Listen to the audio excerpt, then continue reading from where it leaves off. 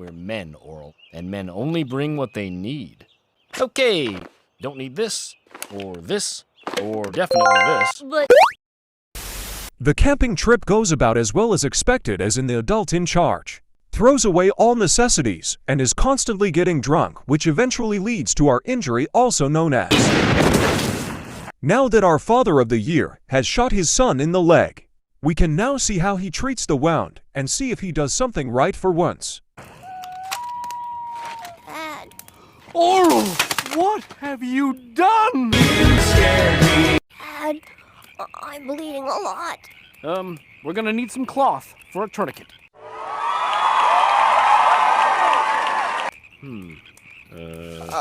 I think a shirt would work. Attaboy. My lucky shirt. Dad, I have some disinfectant in my first aid bag. First aid? I thought I told you not to bring that. Yeah, well, Hello. Okay, this might sting a little.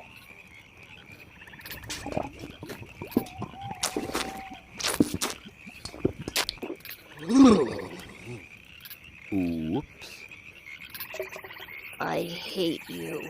Hate away, sister. Hate away.